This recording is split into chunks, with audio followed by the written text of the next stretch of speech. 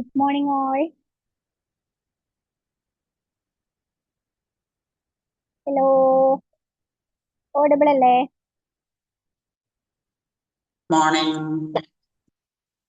Good morning ma'am. Audible ആണ് മാം. Thank you. പ്രപഞ്ച സൃഷ്ടാവിന് നന്ദി പറഞ്ഞുകൊണ്ട് നമുക്ക് ആരംഭിക്കാം. ശാന്തിയും സമാധാനവും നിറഞ്ഞ നല്ലൊരു ദിവസം തുടങ്ങട്ടെ. നല്ല വാക്കും നല്ല പ്രവൃത്തിയും നമ്മുടെ ദിവസത്തെ നയിക്കട്ടെ. സ്നേഹവും കരുണയും കൊണ്ട് ഇന്നത്തെ ദിവസം മനോഹരമാകട്ടെ. ഇന്ന് നമുക്ക് ക്ലാസ് എടുക്കാൻ ജോയിൻ ചെയ്തിട്ടുള്ളത് സുനീറ മാം ആണ്. മാം ടീച്ചറാണ്, സൈക്കോളജിക്കൽ കൗൺസിലർ ആണ്. മാമിനെ വളരെ സ്നേഹത്തോടും സന്തോഷത്തോടും കൂടി ഈ ഒരു സെഷനിലേക്ക് വെൽക്കം ചെയ്യുന്നു.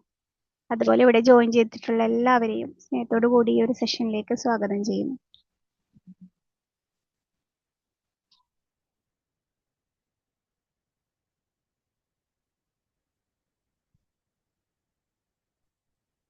കേൾക്കാൻ പറ്റുന്നുണ്ടോ?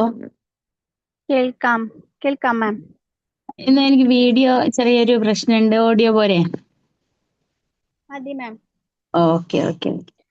അപ്പോ ഇന്ന് സജന മാമിന്റെ ഒരു ചെറിയൊരു മോട്ടിവേഷൻ ടോക്ക് എല്ലാ ദിവസവും ഉണ്ടാവുന്ന ആ ഒരു തുടക്കത്തിൽ നിന്ന് തന്നെയാണ് നമ്മളൊരു ടോപ്പിക്ക് പോകുന്നത്. എല്ലാവർക്കും സമാധാനവും സന്തോഷവും ഒക്കെ ഉണ്ടാവട്ടെ എന്നുള്ള ഒരു ആശയം അല്ലേ? അപ്പൊ ഈ ഒരു ആശയത്തിൽ നിന്നാണ്, ഈ ആശയം മാത്രമല്ല, ഞാൻ വളരെ പെട്ടെന്ന് എടുത്തൊരു ടോപ്പിക്കാണ്. ഈ ഒരു ടോപ്പിക്ക് ഇന്നത്തെ ഒരു ദിവസം സെലക്ട് ചെയ്യാനൊരു പ്രത്യേക ഒരു കാരണമുണ്ട്. ഇന്ന് നമ്മള് എല്ലാവരും, അതായത് ലോകം മുഴുവനുള്ള ജനങ്ങള് ഒരേപോലെ ഒരു ഒരു എന്താ പറയാ ആചരിക്കുന്ന ഒരു ഓർമ്മ ദിനമാണെന്ന്. ഹിരോഷിമ ഡേ ആണ്. ഓഗസ്റ്റ് 6 ലോകം മുഴുവനും ഞെട്ടിവിറച്ച ഒരു ദിവസമാണ്. ലോക ചരിത്രത്തിൽ ആദ്യമായിട്ടൊരു ആറ്റം ബോംബിന്റെ പരീക്ഷണം ഒരു ജനതയെ മുഴുവനും സങ്കടത്തിലാക്കി. അല്ലെങ്കിൽ ഇന്നും ഒരുപാട് കുട്ടികൾ അതിന്റെ ഒരു ആഫ്റ്റർ എഫക്റ്റുമായിട്ട് ജനിച്ചുകൊണ്ടിരിക്കുന്ന ഒരു കാലഘട്ടത്തിലാണ് നമ്മളെപ്പോഴും ജീവിക്കുന്നതും. ആ ഒരു ദിനത്തിന്റെ, ഒരു കറുത്ത ദിനത്തിന്റെ ഒരു ഓർമ്മ നമ്മൾ ആഘോഷിക്കുകയല്ല, നമ്മളതൊരു ഓർമ്മ കൊണ്ടാടുകയും ലോകത്തെ സമാധാനത്തിനെ കുറിച്ച് ചിന്തിച്ചുകൊണ്ടിരിക്കുന്ന ഒരു ദിവസം, ആ ദിവസത്തിന്റെ ഒരു തുടക്കം എന്നുള്ള രീതിയിൽ നമുക്കൊന്ന് ഇന്നത്തെ ഒരു ടോപ്പിക്ക് ഞാൻ ആ ഒരു രീതിയിലാണ് സെലക്ട് ചെയ്തിട്ടുള്ളത്. പിന്നെ ഓക്കെ അല്ലേ എല്ലാരും? നമുക്ക് തുടങ്ങാം. ഓക്കെ അല്ലേ? കേൾക്കാൻ പറ്റും? ആ ഓക്കെ കേൾക്കാം. Okay okay. അപ്പൊ നമ്മള് ഇന്ന് ഇപ്പൊ നമ്മളൊരു ടോപ്പിക് എന്ന് പറഞ്ഞാൽ നമ്മള് ബാറ്റിൽ വിത്തിൻ അസ് എന്നുള്ളതാണ് അല്ലെ? റിയൽ ബാറ്റിൽ. എന്താണ് റിയൽ ബാറ്റിൽ? ബാറ്റിൽ എന്ന് പറയുമ്പോൾ നമ്മളെ മനസ്സിലേക്ക് വരുന്നത് ഒരുപാട് ആയുധങ്ങൾ എടുത്തിട്ടുള്ള രാജ്യങ്ങൾ തമ്മിലുള്ള യുദ്ധം എന്നുള്ള ആ ഒരു ചിത്രമാണ് ഒരു പക്ഷെ നമ്മളെ മനസ്സിലേക്ക് ആദ്യം വരുന്നത്. പക്ഷെ ബാറ്റിൽ എന്ന് പറയുന്നത് ആയുധം ഇല്ലാത്തൊരു യുദ്ധമാണ് എന്നുള്ള ഒരു ഐഡിയ നമ്മള് ഫോം ചെയ്യാണ് ഇന്നത്തെ ഒരു ക്ലാസ്സിന്റെ ഒരു ലക്ഷ്യം. ആയുധമില്ലാത്ത യുദ്ധമാണ് ആയുധമുള്ള യുദ്ധങ്ങളിലേക്ക് നമ്മളെ നയിക്കുന്നത്. അതായത് ഇന്ന് ലോകത്തെ ഏറ്റവും വലിയൊരു പ്രശ്നം എന്താന്ന് ചോദിച്ചു കഴിഞ്ഞാൽ യുദ്ധങ്ങളോ മറ്റു കാര്യങ്ങളോ ഒന്നും അല്ലാന്ന് നമുക്കൊരു ഉത്തരത്തിലേക്ക് എത്താൻ വേണ്ടി കഴിയണം. അതായത് ഒരു മാലിന്യം അല്ലെങ്കിൽ ഒരു പൊല്യൂഷൻ എന്നുള്ളതാണ് ഇന്നത്തെ ഏറ്റവും വലിയ പ്രോബ്ലം. നമ്മൾ ഏത് കാര്യത്തെ കുറിച്ച് ചർച്ച ചെയ്യുമ്പോഴും സ്കൂളിലാണെങ്കിലും കുട്ടികളുടെ അടുത്താണെങ്കിലും ഒക്കെ നമ്മൾ പറയും മാലിന്യ പ്രശ്നം എന്ന് പറയുന്നത് ലോകത്തെ ഏറ്റവും വലിയ പ്രശ്നമാണ് അല്ലെ? പൊല്യൂഷൻ, അതായത് ഏറ്റവും വിവിധ തരത്തിലുള്ള മാലിന്യങ്ങളെ കുറിച്ച് നമ്മൾ മക്കളെ പഠിപ്പിക്കും. നമ്മൾ തിരിച്ചറിയാറുണ്ട് air pollution, water pollution, soil pollution എന്ന് പറഞ്ഞുകൊണ്ട് വിവിധ പൊല്യൂഷനും അതിന്റെ പരിഹാര മാർഗങ്ങളും എങ്ങനെയൊക്കെയാണ് ഈ പൊല്യൂഷൻ ഉണ്ടാവുന്നതും ഈ പൊല്യൂഷനുള്ള വിവിധ റീസൺസ് നമുക്ക് എങ്ങനെ ഇല്ലാതാക്കാന്നുള്ള കാര്യങ്ങളും ചൂടേറിയ ചർച്ചകളും വിവാദങ്ങളും ലോകരാജ്യങ്ങൾ തമ്മിൽ തന്നെ ഇരുന്നുകൊണ്ട് ഒരുപാട് ഉച്ചകോടികളും സമ്മേളനങ്ങളും നടത്തുകയും പരിഹാര മാർഗങ്ങളും മുന്നോട്ട് വെക്കുകയും ഒക്കെ ചെയ്യുന്ന ഒരു കാലഘട്ടത്തിൽ ഇതിനൊരു ആപ്റ്റായിട്ടുള്ള പരിഹാരം ആവശ്യമുണ്ട് എന്നുള്ളത് കൊണ്ടാണല്ലോ ഇത്രമാത്രം വലിയൊരു വിഷയമായിട്ട് പൊല്യൂഷൻ എന്ന കാര്യം വരുന്നത്. അപ്പൊ ഈ കാലഘട്ടത്തിൽ പൊല്യൂഷൻ മാനേജ്മെന്റ് എന്നത് വലിയൊരു ഇഷ്യൂ ആയിട്ട് മാറുകയും വിവിധ തരത്തിലുള്ള മാനേജ്മെന്റ് സിസ്റ്റങ്ങൾ പൊല്യൂഷനെതിരെ നടക്കുകയും അല്ലെങ്കിൽ സംഘടിപ്പിക്കുകയും ചെയ്യുന്ന ഒരു സമയത്ത് ഈ പൊല്യൂഷൻ മാനേജ്മെന്റ് പോലും ഒരു ബിസിനസ് ആയിട്ട് മാറുന്ന ഒരു കാലഘട്ടമാണ് അല്ലെ? വിവിധ സ്റ്റാർട്ടപ്പുകൾ പോലുള്ള കാര്യങ്ങൾ നമുക്കറിയാം പൊല്യൂഷൻ മാനേജ്മെന്റ് സിസ്റ്റങ്ങളായിട്ട് വർദ്ധിക്കുകയൊക്കെ ചെയ്യുന്നുണ്ട്. ഇതിനൊരുപാട് ഈ മാനേജ്മെന്റ് സിസ്റ്റത്തിന്റെ ഭാഗമായിട്ട് ഒരുപാട് ബദൽ സിസ്റ്റങ്ങൾ നമുക്ക് വരുന്നുണ്ട്. അതായത് ഇപ്പൊ റബ്ബറൈസ്ഡ് റോഡ്സ് നിർമ്മാണവുമായിട്ട് ബന്ധപ്പെട്ടും, അതായത് പൊല്യൂഷൻ ഉണ്ടാക്കുന്ന വസ്തുക്കൾ, പ്ലാസ്റ്റിക് പോലുള്ള മാലിന്യങ്ങൾ മറ്റ് പല മേഖലകളിലേക്കും തിരിച്ചു വിട്ടുകൊണ്ട് നമ്മൾ ഈ പൊല്യൂഷനൊക്കെ നിർത്താനും അവസാനിപ്പിക്കാനും ഉള്ള ഒരുപാട് പ്രവർത്തനങ്ങൾ നടത്താറുമുണ്ട്. അപ്പൊ ഞാൻ പറഞ്ഞു വരുന്നത്, പൊല്യൂഷൻ എന്ന് പറയുന്ന ഏറ്റവും വലിയൊരു പ്രോബ്ലത്തിനെ റെഡ്യൂസ് ചെയ്യാൻ ആഗോളതലത്ത് പോലും മാനേജ്മെന്റ് സംവിധാനങ്ങൾ വരികയും അതൊരു ബിസിനസ്സായി വളരുകയും അതിനുള്ള ബദൽ സംവിധാനങ്ങളെ കുറിച്ച് ആലോചിക്കുകയും ചെയ്യുന്ന ഒരു കാലഘട്ടത്തിൽ നമ്മൾ തിരിച്ചറിയാതെ പോകുന്ന ഒരു പ്രശ്നമുണ്ട്. ഈ പൊല്യൂഷനേക്കാളും ഏറ്റവും ഡേഞ്ചർ ആയതും ഈ പൊല്യൂഷന്റെ ഒക്കെ ബേസിക് ആയ റീസൺ എന്ന് പറയുന്ന കാര്യം മെന്റൽ പൊല്യൂഷൻ, അതല്ലെങ്കിൽ മാനസികമായിട്ടുള്ള മാലിന്യങ്ങൾ അടിഞ്ഞുകൂടുന്നതാണ് എന്നത് ഒരു തിരിച്ചറിവിലേക്കാണ് നമ്മൾ ഇന്നത്തെ ഒരു ചിന്തയെ വളർത്തേണ്ടത് എന്നുള്ളതാണ് എൻ്റെ ഒരു വീക്ഷണം. അതായത് മാനസികമായ മലിനീകരണം. ഈ മാനസിക മലിനീകരണം എന്താണ്? ഈ മാനസിക മലിനീകരണം നമുക്ക് എങ്ങനെ ഇല്ലാതാക്കാം? എല്ലാ മാലിന്യ പ്രശ്നങ്ങൾക്കും ബേസിക് ആയിരിക്കുന്ന ഒരു റീസൺ എന്ന് പറയുന്ന മനുഷ്യന്റെ മാനസികമായ തലങ്ങളിൽ ഉണ്ടാകുന്ന മാലിന്യമാണ്. എന്താണ് മാനസിക മാലിന്യം? ഈ മാനസിക മാലിന്യം എന്ന് പറഞ്ഞാൽ മനുഷ്യന്റെ ചിന്തകളും കാഴ്ചപ്പാടും നിലപാടും അഭിപ്രായ രൂപീകരണവും ഒക്കെ വിവിധ തരത്തിൽ ഓരോ മനുഷ്യന്റെ ഉള്ളിൽ ഓരോ ദിവസവും വളർന്നുകൊണ്ടേയിരിക്കുന്നുണ്ട്. ഇതൊക്കെ മനുഷ്യന്റെ മനസ്സിനെ മലിനമാക്കുന്നുണ്ട്. ഈ മലിനമായ മനസ്സാണ് മനുഷ്യന് വാട്ടർ പൊല്യൂഷൻ ഉണ്ടാക്കാനും എയർ പൊല്യൂഷൻ ഉണ്ടാക്കാനും സോയിൽ പൊല്യൂഷൻ ഉണ്ടാക്കാനും ഒക്കെ റീസൺ ആയി മാറുന്നത്. അപ്പൊ മാലിന്യ പ്രശ്നങ്ങളുമായിട്ട് ബന്ധപ്പെട്ട് നമ്മൾ സ്ഥിരമായിട്ട് കേൾക്കുകയും ചർച്ച ചെയ്യുന്ന ഒരു വാക്കാണല്ലോ എന്ത്? മാലിന്യ സംസ്കരണം, അല്ലെ? ഉറവിട മാലിന്യ സംസ്കരണം എന്നൊക്കെ പറയും, അല്ലെ? മാലിന്യ നിർമ്മാർജ്ജനം ചെയ്യാൻ വേണ്ടിയിട്ട് നമ്മൾ ഏറ്റവും ബേസിക് ആയിട്ട് ഉപയോഗിക്കുന്ന ഒരു ആശയമാണ് ഉറവിട മാലിന്യ സംസ്കരണം എന്നുള്ളത്. അതായത് എവിടെയാണോ മാലിന്യം ഉണ്ടാവുന്നത് അവിടെ തന്നെ മാലിന്യങ്ങൾ എന്ത് ചെയ്യണം? സംസ്കരിക്കപ്പെടണം എന്നൊരു വാക്ക്, അല്ലെങ്കിൽ ഒരു ചിന്ത. ഇത് നമ്മൾ ഈ ഒരു ചിന്ത ആദ്യമായിട്ട് കൊണ്ടുവരേണ്ടത് മനസ്സിന്റെ മാലിന്യം സംസ്കരിക്കാനാണ്. അപ്പൊ ഈ മനസ്സിലെ മാലിന്യങ്ങൾ സംസ്കരിക്കണമെങ്കിൽ നമ്മൾ എന്ത് ചെയ്യണം? മനസ്സിനെ സംസ്കരിക്കണം. നമ്മളെ ചിന്തയിൽ മാറ്റം വരണം, കാഴ്ചപ്പാടിൽ മാറ്റം വരണം, നിലപാടിൽ മാറ്റം വരണം, നമ്മുടെ അഭിപ്രായങ്ങളിൽ മാറ്റം വരണം, നമ്മുടെ ആറ്റിറ്റ്യൂഡുകളിൽ മാറ്റം വരണം. ഈ മാറ്റങ്ങൾ നമ്മൾ സ്വയം, നമ്മൾ വിത്തിൻ അസ്, അല്ലെ? നമ്മൾ ഉള്ളിൽ നിന്ന് തന്നെയാണ് എന്ത് ചെയ്യേണ്ടത്? ഈ ഒരു മാലിന്യ പ്രശ്നങ്ങൾ നീക്കാനുള്ള എല്ലാ പ്രവർത്തനങ്ങളും തുടങ്ങേണ്ടത്. അപ്പൊ ഈ ഒരു വാറ് നടക്കേണ്ടത് നമ്മുടെ ഉള്ളിലാണ്. അതായത് നമ്മളെ മനസ്സിന്റെ ഉള്ളിലാണ് ഈ ഒരു വാറ് നടക്കേണ്ടത്. അതായത് ഓരോ മനുഷ്യന്റെയും ജീവിതത്തിൽ ഒരുപാട് ചിന്തകൾ, ഒരുപാട് സമരങ്ങൾ, ഒരുപാട് യുദ്ധങ്ങൾ ഓരോ ദിവസവും നടന്നുകൊണ്ടിരിക്കുന്നത്. പക്ഷെ ഇത് ആയുധങ്ങൾ ഉപയോഗിച്ചല്ല, ചിന്തകൾ കൊണ്ടുള്ള ഒരു യുദ്ധമാണ്. ഐഡിയോളജിക്കൽ വാറാണ് ഓരോ മനുഷ്യന്റെയും ഉള്ളിൽ ഓരോ ദിനം പ്രതിയും നിരവധി യുദ്ധങ്ങളാണ് നടന്നുകൊണ്ടിരിക്കുന്നത്. അവിടെ 2 തരം യുദ്ധങ്ങളാണ് അവിടെ നടക്കുന്നത്. ഒന്ന് പോസിറ്റീവ് തോട്ട്സും രണ്ടാമത്തത് നെഗറ്റീവ് തോട്ട്സും ആണ്.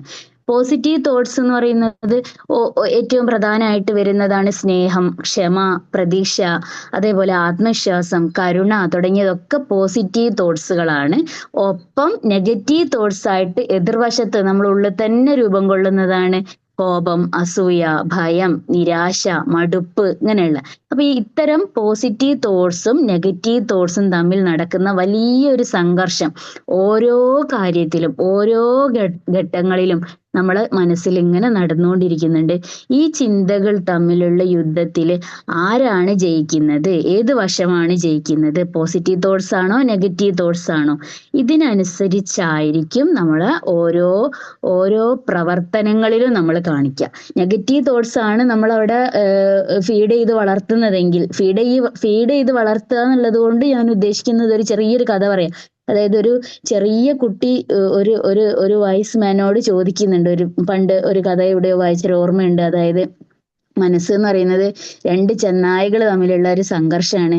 ഒന്നാമത്തെ ചെന്നായ കോപം, അസൂയ, ഭയം തുടങ്ങിയിട്ടുള്ള നെഗറ്റീവ് തോട്ട്സിന്റെ ഒരു രൂപവും, രണ്ടാമത്തെ ചെന്നായ എന്ന് പറയുന്നത് ഈ പോസിറ്റീവ് തോട്ട്സിന്റെ ഒരു രൂപമാണ്. ഇവർ തമ്മിലുള്ള ചിന്തയിൽ ആരാണ് ജയിക്കുക എന്നൊരു വൈസ്മാനോടൊരു ചെറിയ കുട്ടി ചോദിക്കുന്ന സമയത്ത് ആ വൈസ്മാന്റെ ഒരു മറുപടി പിന്നെ ദ വൺ യു ഫീഡ്, അതാണ് ജയിക്കുന്നത്. അതാണ് ആരാണ് ജയിക്കുക, ആരെയാണോ നിങ്ങൾ ഊട്ടി വളർത്തുന്നത്, അതായത് നെഗറ്റീവ് തോട്ട്സിനെയാണോ ഊട്ടി വളർത്തുന്നതെങ്കിൽ നെഗറ്റീവ് തോട്ട്സ് ജയിക്കും, പോസിറ്റീവ് തോട്ട്സിനെയാണോ ഊട്ടി വളർത്തുന്നതെങ്കിൽ പോസിറ്റീവ് തോട്ട്സ് ആയിട്ടുള്ള ചെന്നായ ജയിക്കും. അപ്പൊ നമ്മൾ ഓരോ ദിവസവും ഈ നെഗറ്റീവ് തോട്ട്സിനെ പോസിറ്റീവ് തോട്ട്സ് കൊണ്ട് മറികടക്കാനുള്ള ശ്രമം നടത്തിയാൽ മാത്രമേ മനസ്സിലെ മാലിന്യങ്ങളെ നീക്കം ചെയ്ത് നമുക്ക് സമാധാനമുള്ള ഒരു അന്തരീക്ഷത്തിലേക്ക് പോവാൻ വേണ്ടി കഴിയൂ.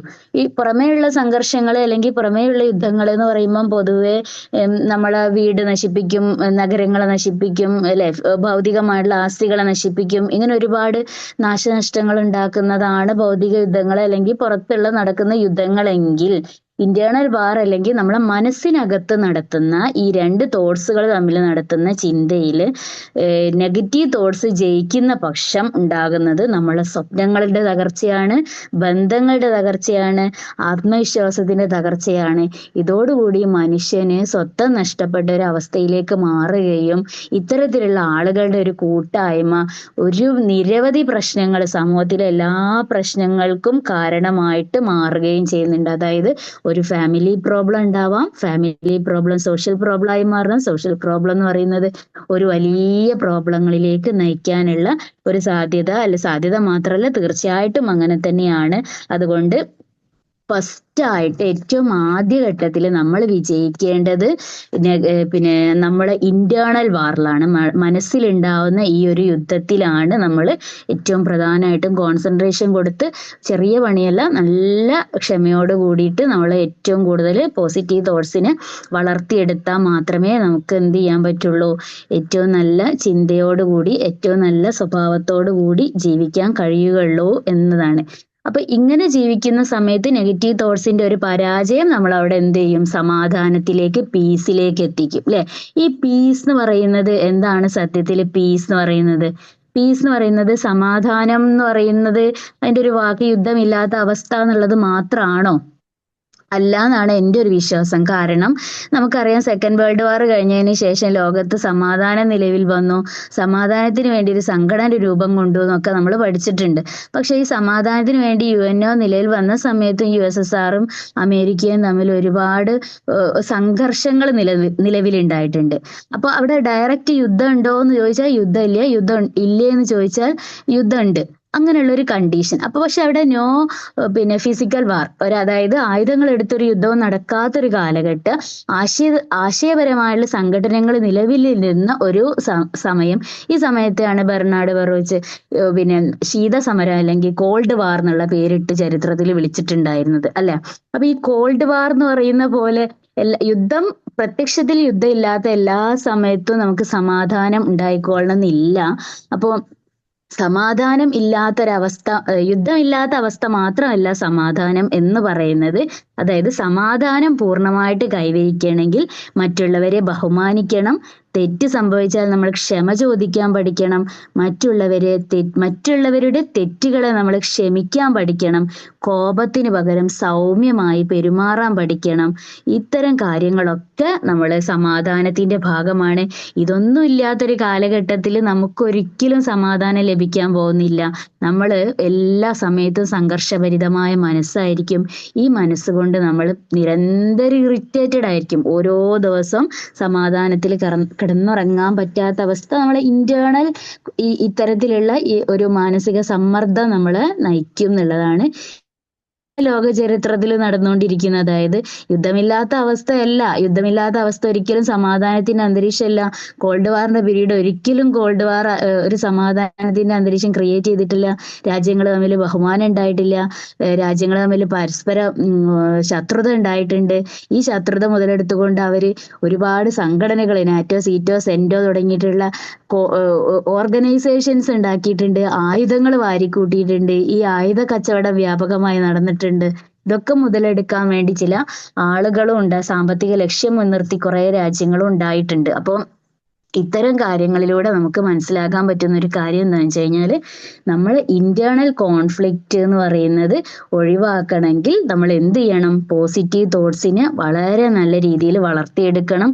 പോസിറ്റീവ് തോട്ട്സ് വളർത്തിയെടുത്താൽ മാത്രമേ നമുക്ക് എന്ത് ചെയ്യുന്നുള്ളൂ? മറ്റുള്ളവരുമായിട്ട് കോൺഫ്ലിക്റ്റ് ഇല്ലാതെ സമാധാനം എന്ന ഒരു കണ്ടീഷനിലേക്ക് എത്താൻ വേണ്ടി കഴിയുകയുള്ളൂ എന്നുള്ള കാര്യം ഒന്ന് ഓർമ്മിച്ച് വെക്കുക. സമാധാനത്തിന്റെ അടയാളങ്ങളെ നമ്മൾ ജീവിതത്തിൽ വളർത്തിയെടുക്കാൻ വേണ്ടി ശ്രമിക്കണം.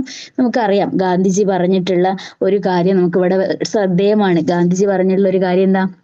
നിങ്ങൾക്ക് ലോകത്ത് നിങ്ങൾ കാണാൻ ആഗ്രഹിക്കുന്ന മാറ്റം നിങ്ങളിൽ നിന്ന് തന്നെയാണ് തുടങ്ങേണ്ടത്, അല്ലെ എന്നൊരു വാക്ക്, പ്രസിദ്ധമായൊരു കോട്ട്സ് ആണത് ഗാന്ധിജിയുടെ. അതായത് ലോകത്ത് നമ്മൾ എന്ത് ചേഞ്ച് ആണോ കാണാൻ ആഗ്രഹിക്കുന്നത് അത് നമ്മൾ തുടങ്ങണം. എല്ലാവരും പരസ്പരം ബഹുമാനിക്കണം എന്നാണെങ്കിൽ നമ്മൾ മറ്റുള്ളവരെ ബഹുമാനിക്കാൻ പഠിക്കണം. എല്ലാവരും തെറ്റ് ഏറ്റു പറഞ്ഞ് ക്ഷമ ചോദിക്കാൻ തയ്യാറാവണം എന്നുണ്ടെങ്കിൽ നമ്മളെ തെറ്റിനെ തിരിച്ചറിഞ്ഞ് ക്ഷമ ചോദിക്കാൻ തയ്യാറാവണം. ഇത്തരത്തിലുള്ള ഈ ഒരു കാര്യമാണ് ലോകത്ത് നമ്മളെ മാറ്റം നമ്മളിൽ നിന്ന് തുടങ്ങുക. ലോകത്തിന്റെ മാറ്റം നമ്മളിൽ നിന്ന് തുടങ്ങുക. ലോകത്തിന്റെ മാറ്റം ആരോ തുടങ്ങുമെന്ന് വിചാരിച്ച് നമ്മൾ വെയിറ്റ് ചെയ്യേണ്ട കാര്യമില്ല. നമ്മൾ ഈ ലോകത്തിന്റെ ഭാഗമായിട്ട് നിൽക്കുന്ന സമയത്ത് നമ്മളെ ഉള്ളിൽ നിന്നാണ് ചേഞ്ച് ആദ്യം വരേണ്ടത് എന്നുള്ള ഒരു ആശയം, അല്ലെ? പ്രവാചകൻ പറഞ്ഞിട്ടുള്ള ഒരു വളരെ പ്രശസ്തമായൊരു വാചകമുണ്ട്. അതായത് ധർമ്മസമരം എന്ന് പറഞ്ഞാൽ എന്താ? ധർമ്മസമരം എന്ന് പറഞ്ഞാല് ധാർമ്മിക മൂല്യങ്ങൾക്ക് വേണ്ടിയുള്ള സമരമാണ് ധർമ്മസമരം സത്യത്തില്, അല്ലെ? ധർമ്മസമരത്തിനെയാണ് സത്യത്തിൽ ജിഹാദ് എന്നുള്ള പദം ഉപയോഗിച്ച് പറയുന്നത്. ലോകത്ത് നിന്ന് ഏറ്റവും കൂടുതൽ തെറ്റിദ്ധരിക്കപ്പെട്ട ഒരു വാക്കാണ്. ഞാൻ അതിലേക്ക് പോകുന്നില്ല. അതായത് ധർമ്മസമരം എന്ന് പറയുന്നത് പ്രവാചകന്റെ അഭിപ്രായത്തില് ധർമ്മസമരം എന്ന് പറയുന്നത് സ്വന്തത്തോട് ചെയ്യുന്ന സമരമാണ്. സ്വന്തത്തോട് ചെയ്യുന്ന സമരത്തിൽ ജയിക്കുന്നവനാണ് ശക്തനാണ് എന്നുള്ള ഒരു അഭിപ്രായമാണ് പ്രവാചകന്റെ ഒരു കോട്ട്സ് വരുന്നത്. അതായത് ആത്മസമരം നമുക്കിതിനെ പറയാം, അല്ലെ? ആത്മസമരം എന്ന് പറയുന്നത് നമ്മളെ ഉള്ളിൽ നടത്തുന്ന സമരം. അതായത് നമ്മളെ തെറ്റിനോടും നമ്മുടെ നന്മകളോടും, അതായത് പോസിറ്റീവ് ചിന്തകളോടും അല്ലെങ്കിൽ നെഗറ്റീവ് ചിന്തകളോടും നമ്മൾ സ്വയം നടത്തുന്ന സമരമാണ് ധർമ്മസമരം. ഈ ധർമ്മസമരത്തിൽ നെഗറ്റീവ് തോട്ട്സിനെ ഇല്ലാതാക്കിക്കൊണ്ട് പോസിറ്റീവ് തോട്ട്സിനെ വളർത്തിയെടുക്കുക എന്നുള്ളതാണ് ഏറ്റവും വലിയ വിജയം എന്നുള്ള കാര്യം ഇവിടെ നമുക്ക് ഓർമ്മിക്കാൻ വേണ്ടി കഴിയണം. ഇനി അതേപോലെ തന്നെ നമ്മൾ ഇന്നത്തെ ഒരു സെഷന്റെ ഒരു പ്രധാനപ്പെട്ട ഒരു ഏരിയ എന്ന് പറയുന്നത്, അല്ലെങ്കിൽ നമ്മൾ ഇന്നത്തെ ഒരു തോട്ടില് എത്രത്തോളം നിങ്ങൾക്ക് തോട്ട് ഉൾക്കൊള്ളാൻ പറ്റിയെന്ന് എനിക്ക് അറിഞ്ഞൂടാ. തോട്ടിന്റെ ഒരു ഡിസിഷൻ ആയിട്ട് നമ്മൾ എടുക്കേണ്ട കുറച്ച് കാര്യങ്ങൾ ഞാൻ മുന്നോട്ട് വെക്കാം. ആരോട് നമ്മൾ വെറുപ്പ് വെച്ച് ഉറപ്പിക്കരുത്, അല്ലെങ്കിൽ വെറുപ്പ് വെച്ച് നീട്ടരുത്. വെറുപ്പ് നമുക്ക് ഉണ്ടാവാം, പക്ഷെ വെറുപ്പിനെ നമ്മൾ എന്ത് ചെയ്യാൻ പാടില്ല? അതിനവിടെ വളരാൻ നമ്മളെ മനസ്സിൽ ഇടം കൊടുക്കാൻ പാടില്ല. വെറുപ്പുണ്ടെങ്കിൽ ആ വെറുപ്പിനുള്ള പരിഹാരം നമ്മൾ ഏതെങ്കിലും രീതിയിൽ നമ്മൾ ചെയ്തേ പറ്റൂ. അല്ലെങ്കിൽ വെറുപ്പ് വളർന്നാണ് പല സംഘർഷങ്ങൾക്കും കാരണമാവുന്നത്. അതായത് നമുക്കറിയാം പലപ്പോഴും ഒരാളോടുള്ള വെറുപ്പാണ് നമുക്ക് വീണ്ടും വീണ്ടും അയാൾ ചെയ്യുന്ന എല്ലാ കാര്യങ്ങളോടും വെറുപ്പിനെ വളർത്തുന്നത്. അയാൾ ചെയ്യുന്ന നല്ല കാര്യങ്ങളെ പോലും നല്ല മനസ്സോടെ കാണാനുള്ള ഒരു കണ്ടീഷൻ നമ്മളെ മനസ്സിൽ ഫോം ചെയ്യാത്തതിന്റെ പ്രധാനപ്പെട്ട റീസൺ നമ്മൾ ആദ്യം വന്നിട്ടുള്ള വെറുപ്പിനെ നമ്മൾ മാറ്റാത്തതാണ്. ഏത് വിധേനയും ഏത് മാർഗത്തിലും നമ്മൾ ആ വെറുപ്പിനെ മാറ്റിയെടുക്കുക, അല്ലെങ്കിൽ ആരോടും വെറുപ്പ് നിലനിർത്തി കൊണ്ടുപോകാൻ നമ്മളെ മനസ്സിൽ നമ്മളൊരു ഇടം നൽകരുത്. അത് നമുക്ക് മാത്രമേ ചെയ്യാൻ പറ്റുള്ളൂ. അത് വേറൊരാൾക്ക് പുറത്തുനിന്ന് വന്നിട്ട് നമ്മളെ മനസ്സിലെ വെറുപ്പിനെ എടുത്ത് കളയാൻ വേണ്ടി കഴിയുന്നില്ല എന്ന കാര്യം നമ്മൾ ഓർമ്മിച്ചു വെക്കുക. അപ്പോൾ ഏറ്റവും പ്രധാനമായിട്ട് ഇന്ന് എടുക്കേണ്ട ഒരു ഡിസിഷൻ, നമ്മൾ ആരോടും വെറുപ്പ് വെച്ച് നിലനിർത്താൻ പാടില്ല എന്നതാണ്. മറ്റൊരു രണ്ടാമത്തെ പ്രധാനപ്പെട്ട ഒരു കാര്യം, ഇന്റേണൽ വാർ അവസാനിപ്പിക്കാനുള്ളത്, നമ്മൾ എപ്പോഴും ദേഷ്യം പിടിക്കും, അല്ലെ? കോപം ഉണ്ടാവും, നമുക്ക് ആങ്കർ ഉണ്ടാവും. ഈ ആങ്കർ മാനേജ്മെന്റ് എന്ന് പറയുന്നത് സാധാരണ രീതിയിൽ കുറച്ച് ബുദ്ധിമുട്ടും കുറച്ച് ടാസ്കും കുറച്ച് സ്റ്റെപ്സ് ഒക്കെ ഉണ്ട്, നമുക്കറിയാം, എല്ലാവർക്കും അറിയാം. പക്ഷെ ഈ എപ്പോഴും കോപം അല്ലെങ്കിൽ ആങ്കർ എന്നുള്ളത് വരുന്ന സമയത്ത് അതിന് പകരം നമ്മളൊരു ക്ഷമാശീലരായിരിക്കാൻ, അല്ലെങ്കിൽ കോപം വരുന്ന സമയത്ത് അതിനോടൊന്ന് ക്ഷമിക്കാൻ വേണ്ടിയിട്ട് നമ്മൾ പരിശീലിക്കുക എന്നുള്ളതാണ്. മൂന്നാമത്തേതായിട്ട് വരുന്ന ഒരു കാര്യം എന്ന് പറയുന്നത് പ്രശ്നങ്ങൾ, പ്രോബ്ലംസ്. എല്ലാ സമയത്തും പ്രോബ്ലംസ് ഉണ്ടാവും. മനുഷ്യരാണെങ്കിൽ പ്രോബ്ലംസ് ഉണ്ടാവും, ചെറുതും വലുതുമായ പ്രോബ്ലംസ് ഉണ്ടാവും. ഫാമിലി റിലേറ്റഡ് ആയ പ്രോബ്ലം ഉണ്ടാവും, സോഷ്യൽ റിലേറ്റഡ് ആയ പ്രോബ്ലം ഉണ്ടാവും, ജോബ് റിലേറ്റഡ് ആയ പ്രോബ്ലം ഉണ്ടാവും, പേഴ്സണൽ റിലേറ്റഡ് ആയ പ്രോബ്ലം ഉണ്ടാവും. അങ്ങനെ ഒട്ടനവധി പ്രോബ്ലങ്ങൾ ഓരോ ദിവസവും നമ്മളെ മുമ്പിൽ ഉണ്ടാവും. പ്രശ്നങ്ങൾ വരുന്ന സമയത്ത് അല്ലെങ്കിൽ പ്രോബ്ലങ്ങൾ വരുന്ന സമയത്ത് നമ്മൾ അതിനെ ഭയപ്പാടില്ലാതെ നേരിടാൻ വേണ്ടി പഠിക്കുക എന്നുള്ളതാണ് മൂന്നാമത്തെ മാർഗം. അതായത് പ്രശ്നങ്ങൾ വരുന്ന സമയത്ത് അതിനെ പേടിയോടെ കണ്ടാൽ നമുക്ക് ആ ഒരു പ്രശ്നത്തിൽ നിന്ന് ഒരുപാട് സംഘർഷങ്ങൾ, അതായത് കുറെ വാറുകൾ, കോൺഫ്ലിക്റ്റുകൾ നമ്മളെ മനസ്സിൽ നിരന്തരം ഉണ്ടായിക്കൊണ്ടേയിരിക്കും. അപ്പൊ ആ പ്രശ്നം സോൾവ് ചെയ്യുന്നവരെയും നമ്മൾ ഇറിറ്റേറ്റഡ് ആയിരിക്കും, കോൺഫ്ലിക്റ്റ് ഉണ്ടായിരിക്കും. അത് നമ്മളെ ശാരീരികവും മാനസികവുമായ ഒരുപാട് പ്രയാസത്തിലേക്ക് എത്തിക്കും. അതുകൊണ്ട് പ്രശ്നങ്ങളെ എന്തായാലും പ്രശ്നം പരിഹരിക്കപ്പെടും. ഈ പ്രശ്നം പരിഹരിക്കുന്നവരെ നമ്മൾ കാമായിട്ട് നിൽക്കുക, അല്ലെങ്കിൽ ആ പ്രശ്നത്തിന് ആപ്റ്റായ തീരുമാനങ്ങൾ എടുക്കാൻ വേണ്ടി നമ്മൾ ശ്രമിക്കുക. പകരം എന്ത് ചെയ്യരുത്, പേടിക്കരുത്, അല്ലെങ്കിൽ ഭയപ്പെടാതെ നേരിടുക. ഭയത്തോടു കൂടി പ്രശ്നങ്ങളെ പരിഹരിക്കാൻ ശ്രമിക്കുമ്പോഴാണ് ഇന്റേണൽ കോൺഫ്ലിക്റ്റ് രൂപക്കൊള്ളുന്നത് എന്നുള്ള കാര്യം ഓർമ്മിച്ചു വെക്കുക. മറ്റൊന്ന്, എപ്പോഴും ഒരു നല്ല വാക്ക്, അല്ലെ, സജന മാമിനാണ് എനിക്ക് ഓർമ്മ വരുന്നത്. എപ്പോഴും ഒരു നല്ല വാക്കും നല്ല പ്രവൃത്തിയും നല്ല ചിരിയും മറ്റുള്ളവർക്ക് വേണ്ടി മാറ്റി വെക്കാൻ വേണ്ടി നമ്മൾ ശ്രമിക്കുക. ഇത്രയും കാര്യങ്ങളാണ് ഒരു എന്താ പറയാ, ഒരു ഡിസിഷനായിട്ട് നമ്മളെ ഇന്റേണൽ കോൺഫ്ലിക്റ്റിനെ ഒഴിവാക്കാൻ വേണ്ടി, ഇന്റേണൽ വാറിനെ ലഘൂകരിക്കാൻ വേണ്ടി, കുറയ്ക്കാൻ വേണ്ടി നമുക്ക് ചെയ്യാൻ പറ്റുക.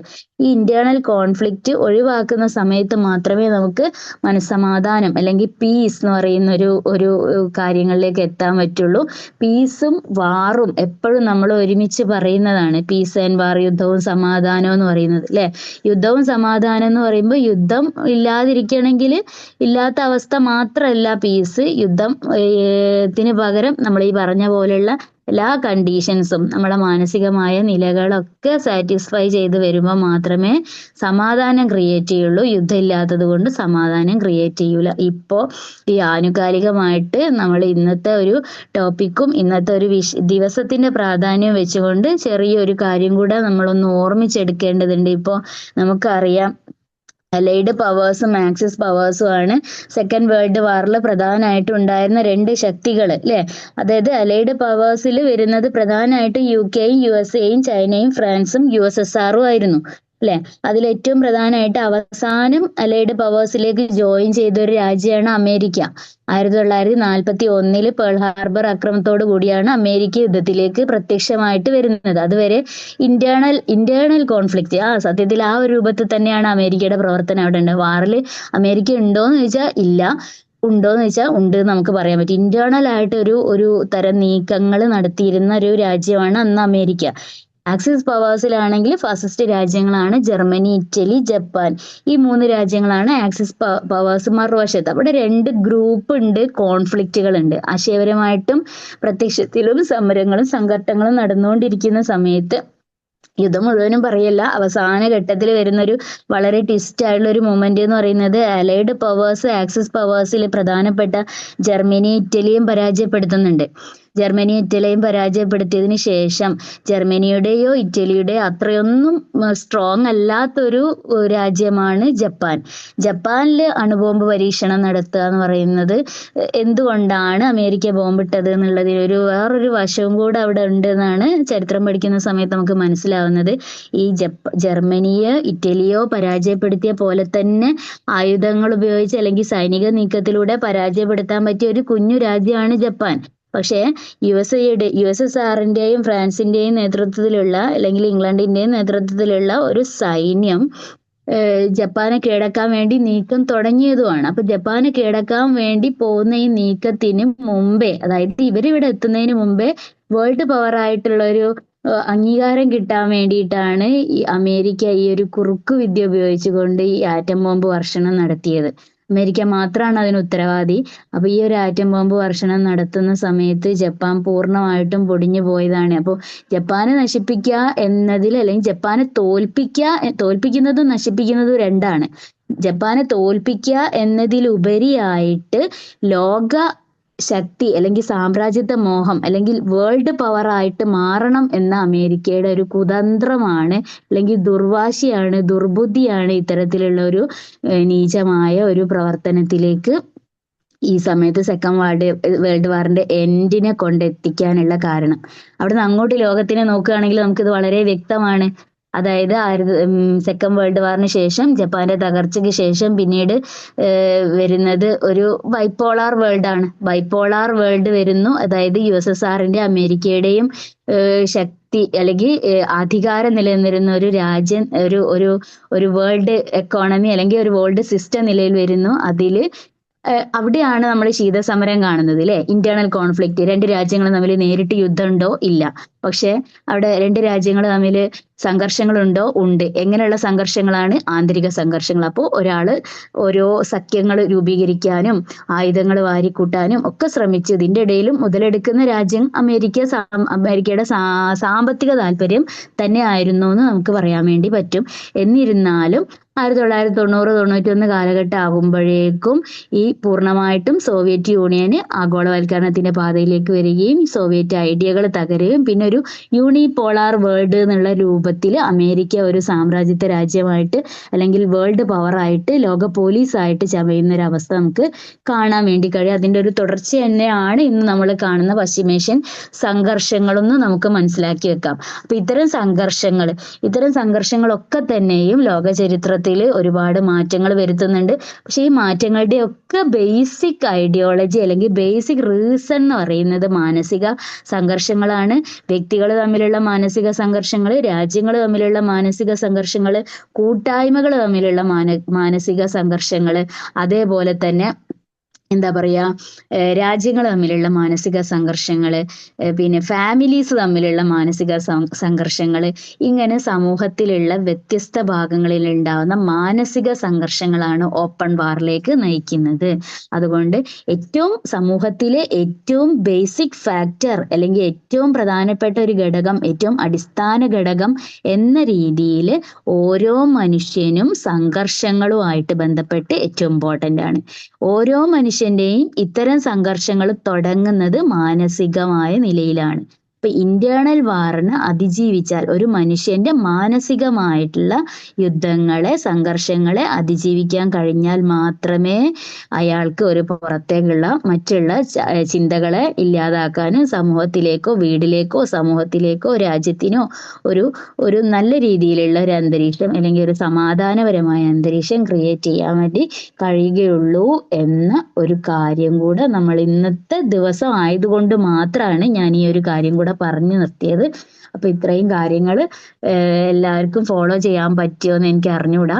ഏതായാലും ഇന്നത്തെ ക്ലാസ് നമുക്ക് വൈൻഡപ്പ് ചെയ്യാം അല്ലേ സജിന മാം?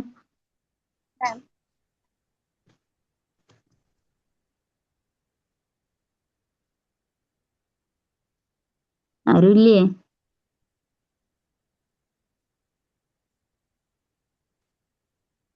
ഹലോ, ഫീഡ്ബാക്കുകൾ പറയാട്ടോ. ക്ലാസ് കഴിഞ്ഞു. Okay ma'am, good morning.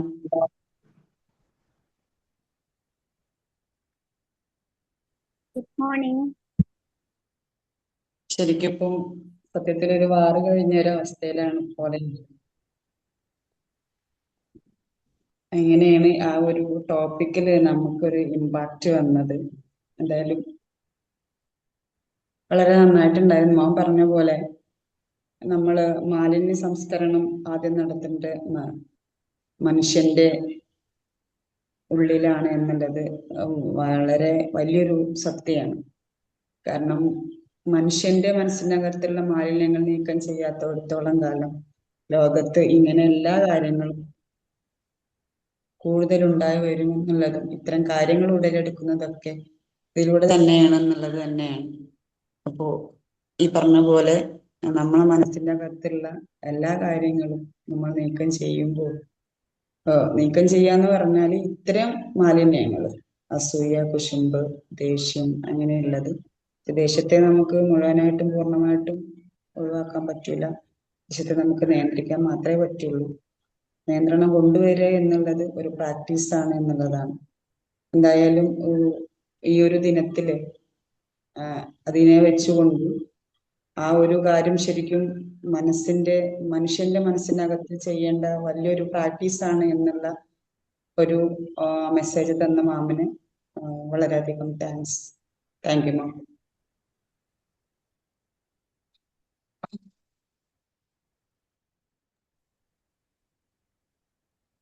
Hello, good morning. വിഷയമാണ് നമ്മൾ ഓരോരുത്തരും നമ്മുടെ എപ്പോഴെങ്കിലും നമുക്ക് വിഷയം ആദ്യം അസുഖം എല്ലാം വരുമ്പോൾ അപ്പൊ തന്നെ അവിടെ വെച്ച് തന്നെ നമ്മളത് തീർത്തെടുക്കണം. അതിനെ ഒരു കാരണവശാലും അതിനെ വളർത്താൻ നമ്മൾ ശ്രമിക്കരുത്. നമുക്ക് എന്തായാലും വരാതിരിക്കുക, അത് മനുഷ്യനല്ലേ. മനുഷ്യൻ ഇപ്പൊ എന്തെങ്കിലും പ്രശ്നങ്ങൾ കാണുമ്പോഴൊക്കെ അതിന് നമുക്ക് ഉണ്ടാകാതിരിക്കില്ല. ഈ വിഷയങ്ങളെല്ലാം ഉണ്ടാകും. ഉണ്ടാവാൻ പാടില്ല എന്ന് നമുക്ക് ശഠിക്കാൻ പറ്റില്ല. അത് ഉണ്ടാകുന്ന അവസ്ഥയിൽ തന്നെ നമുക്ക് അതിനെ ഡിസ്പോസ് ചെയ്യാൻ കഴിയണം. അങ്ങനെ ഒരു കഴിവ് നമ്മൾ വളർത്തിയെടുക്കണം. എന്നാൽ മാത്രമേ നമുക്ക് സമാധാനമായിട്ട് മുമ്പോട്ട് പോകാൻ പറ്റുള്ളൂ. ഇപ്പൊ ഒരാളോട് നമുക്ക് അസൂയ തോന്നി, എന്തിനാ അസൂയ തോന്നുന്നേ, അവരങ്ങനെയാണ്, അത് അങ്ങനെ ആയിട്ടെ, ഞാൻ എന്റെ മനസ്സമാധാനം എന്ന് വിചാരിക്കുക. അപ്പോൾ നമ്മുടെ മനസ്സിൽ നിന്ന് അതങ്ങ് പൊക്കോളും. അതരില്ല, ഒരു രീതിയിലും അത് വളരില്ല. അപ്പം അങ്ങനെ നമ്മൾ ഓരോരുത്തരും ചിന്തിക്കുകയാണെങ്കിൽ ഈ സമൂഹം തന്നെ ഏറ്റവും നല്ല രീതിയിൽ മുമ്പോട്ട് പോകും. അതാണ് എനിക്ക് പറയാനുള്ളത്. എന്തായാലും നല്ല ക്ലാസ് ആയിരുന്നു ഇത്. കാര്യം ഇതൊക്കെ എല്ലാവർക്കും അറിയാമെങ്കിൽ അത് ഇങ്ങനെ ഓർമ്മപ്പെടുത്തുമ്പോൾ നമുക്ക് ഒന്നുകൂടി ഇത് വരും, എന്താ അത് ചെയ്യണമല്ലോ എന്ന്. താങ്ക് യു കേട്ടോ. Thank you.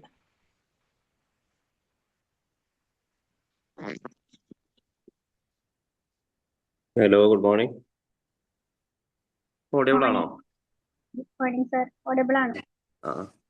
അന്നത്തെ സുനീറ മാമിന്റെ ടോപ്പിക്ക് തോന്നുന്നു കുറച്ചുകൂടി നല്ല ടോപ്പിക് ആയിരുന്നു. നമുക്കറിയാവുന്ന August 6 ഹിരോഷിമ ഡേ ആണല്ലോ.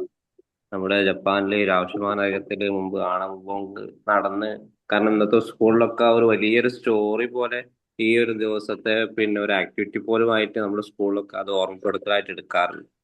കാരണം ശരിക്കും ഒരു സമാധാനത്തിന്റെ ഒരു വില, അല്ലെങ്കിൽ ഒരു യുദ്ധത്തിന്റെ ഏറ്റവും മൂർധന്യത്തിലുള്ള ഒരു ഭീകരത, പിന്നെ അതേപോലെ മനുഷ്യ ജീവന്റെ ആ ഒരു മഹത്വമൊക്കെ ഒന്ന് മനസ്സിലാക്കുന്ന ഒരു സമയം കൂടി ഈ ഒരു ദിവസം നമ്മൾക്ക് ഓർമ്മപ്പെടുത്തുന്നതാണ്. അപ്പോ ഇന്നത്തെ ഒരു ടോപ്പിക്കിൽ സുനീറ മാം പറഞ്ഞത് വളരെയധികം, കാരണം ഇവിടെ മുമ്പ് ആരോ പറഞ്ഞതുപോലെ എല്ലാവർക്കും അറിയുന്ന കാര്യമാണെങ്കിൽ പോലും അത് വളരെ നല്ലൊരു ഓർമ്മപ്പെടുത്തലായിട്ട് നമുക്കൊക്കെ വീണ്ടും തരിക എന്ന് പറയുന്ന വലിയൊരു കാര്യം തന്നെയാണ്. പിന്നെ അതിൽ തന്നെ തുടക്കത്തിൽ നമ്മൾ പറഞ്ഞ ആ ഒരു മൈൻഡ് പൊല്യൂഷൻസ്, നമ്മുടെ ജീവിതത്തിൽ നേരിടുന്ന ഏറ്റവും വലിയൊരു ശത്രു പലപ്പോഴും നമ്മുടെ പുറത്തുള്ള ആളുകളല്ല, എക്സ്റ്റേണൽ ആയിട്ട് വരുന്ന ആളുകൾ. നമ്മുടെ ഉള്ളിലുള്ള ആ ഒരു ഫിയർ, സംശയങ്ങള്, നെഗറ്റീവ് ചിന്തകള്, നമ്മുടെ ദേഷ്യം, നമ്മുടെ മടുപ്പ്, നമ്മുടെ അഹങ്കാരം, നമ്മുടെ ആത്മവിശ്വാസക്കുറവ് എന്നിവ മൂലം തന്നെയാണ് നമുക്ക് എല്ലാ തരത്തിലും പ്രശ്നങ്ങൾ ഉണ്ടാക്കുന്നത്.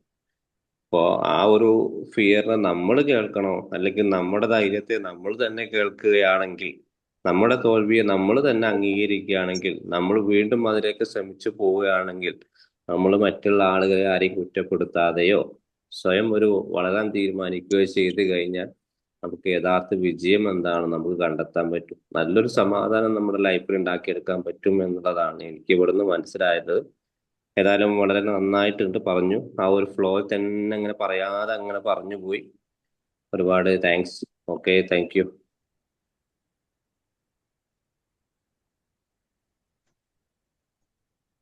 Thank you ma'am. Suneera ma'am ഇന്നത്തെ ദിവസം ഇങ്ങനെ ഒരു ടോപ്പിക് തന്നെ സെലക്ട് ചെയ്തത് നന്നായി. കാരണം ഇതൊരു നല്ലൊരു റിമൈൻഡർ ആയിരുന്നു. നമ്മളെല്ലാവരും ഇന്ന് August 6 ഹിരോഷിമ ദിനാണ്. എല്ലാവരും പോസ്റ്റർ ഒക്കെ വെക്കും, ഒരുപാട് പോസ്റ്ററുകളൊക്കെ കാണും. പക്ഷെ ഈ ഒരു രാവിലെ തന്നെ ഇങ്ങനത്തെ ഒരു ക്ലാസ്സിൽ കൂടെ നമ്മൾ കുറെ ചിന്തിക്കാനും സ്വയം വിലയിരുത്താനും സഹായിക്കുന്ന ഒരു സെഷൻ ആയിരുന്നു. Thank you so much. അതുപോലെ ഒരു ഹിസ്റ്ററി ക്ലാസ്സിൽ ഇരുന്ന ഒരു പ്രതീതി ഉണ്ടായിരുന്നു. Thank you. സജിന, ഹിസ്റ്ററി കുറച്ചും കൂടെ പറയണം എന്നുണ്ടായിരുന്നു, പക്ഷെ നമ്മളെ ടോപ്പിക് അതല്ലല്ലോ. മാമിന്റെ സബ്ജക്ട് ഹിസ്റ്ററി ആയിരിക്കും അല്ലേ? സോഷ്യലാണോ? എന്തായാലും അടിപൊളിയായിരുന്നു കേട്ടാ. ഓരോന്ന് പറഞ്ഞപ്പോ ഇങ്ങനെ ഓർമ്മ വന്നു. ഓരോരോ എന്താ പറയാ, കോൾഡ് വാർ, അതുപോലെ ഓരോ ചേരികൾ ഉണ്ടല്ലോ, ആക്സിസ് പവർ, അതൊക്കെ പറഞ്ഞപ്പോ thank you. Okay okay, thank U. ഇത് മൊത്തം സൈക്കോളജിന്ന് മാറ്റിയാന്ന് ബൈപ്പോളാർ വരുന്നത്, യൂണിപ്പോളാർ വരുന്നത്, ഇതൊക്കെ ആദ്യമായിട്ടാണ് ഈ വേൾഡ് വാറിൽ വരുന്ന സംഭവം കേൾക്കുന്നത്. സാറപ്പ സ്കൂളിൽ പോയിട്ട് എന്തെടുക്കായിരുന്നു? അതുകൊണ്ടാണല്ലോ ഇവിടെ എത്തിയത്. അത് ശ്രദ്ധിക്കുന്നുണ്ട്. അതാണ് ശരിക്കും ഒരു വാറ് കഴിഞ്ഞൊരവസ്ഥ. അതെ, ഒരു വാറ് കഴിഞ്ഞ് പണ്ട് ഹിസ്റ്ററി പഠിക്കുമ്പോ സമയത്ത് ഇങ്ങനെ ശ്രദ്ധിച്ചിട്ടില്ലായിരുന്നു. ഇതൊക്കെ അവിടെ ഉണ്ടായിരുന്നല്ലേ എന്നുള്ളൊരു തോട്ട് വന്നു. ആ 1947 തോന്നുന്നു ശരിക്കും ഈ ഒരു സംഭവങ്ങൾ നടക്കുന്നത്, ഈ ഒരു ഹിരോഷിമ വാർ നടക്കുന്നത്. ശരിക്കും പറഞ്ഞാല് 47-ലാണോ? 45 45 അല്ലേ? 45 ഓഗസ്റ്റ് 6. 45 ഓഗസ്റ്റ് 6 അല്ലേ? ഓക്കെ.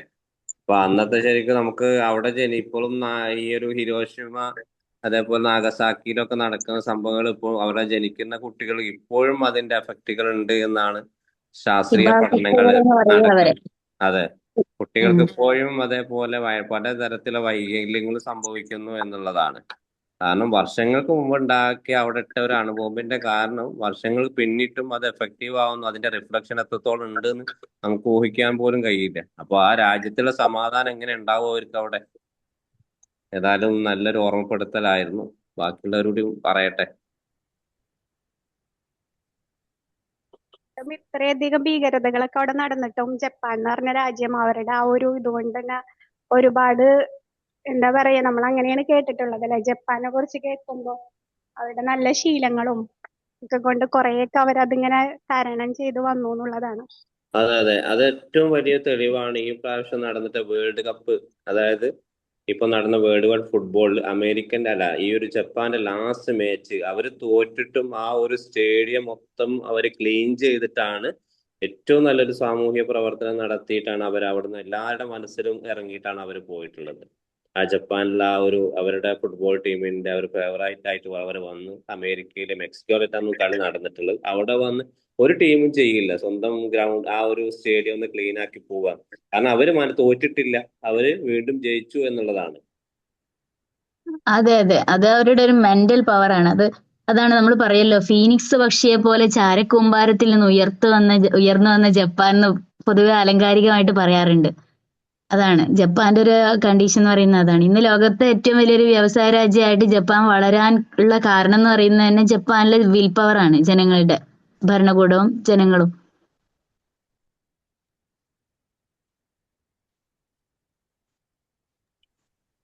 എനിക്ക് തോന്നുന്നു നമ്മൾ മോർണിംഗ് സർക്കിളിൽ പൊതുവെ സജ്ജനാമ ഒന്നുകൂടി ശ്രദ്ധിക്കുക.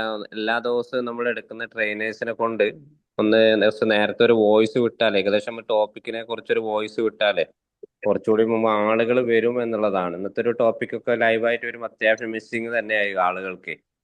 അപ്പോ അന്നാ ഒരു ട്രെയിനേഴ്സ് ഗ്രൂപ്പിലൊക്കെ ഒന്ന് പറഞ്ഞു കഴിഞ്ഞാലേ ഒന്ന് നന്നായിരിക്കും, എന്ന് ആളുകൾ കുറച്ചുകൂടി ജോയിൻ ചെയ്യും. പറയാം സർ, രാത്രി ഒരു വോയിസ് ഇട്ടതിനാ. രാത്രി രാവിലെ തലേന്ന് ഇട്ടാൽ മതി. ആ പോസ്റ്റർ വരുന്ന സമയത്ത് തന്നെ ഒരു വോയിസ് ഇട്ട് കഴിഞ്ഞാൽ മതി. ഒരു 3 മിനിറ്റ് വിഷയത്തെ കുറിച്ചിട്ട് ജസ്റ്റ് ഒന്നൊരു ബ്രീഫായിട്ട് പറയാം.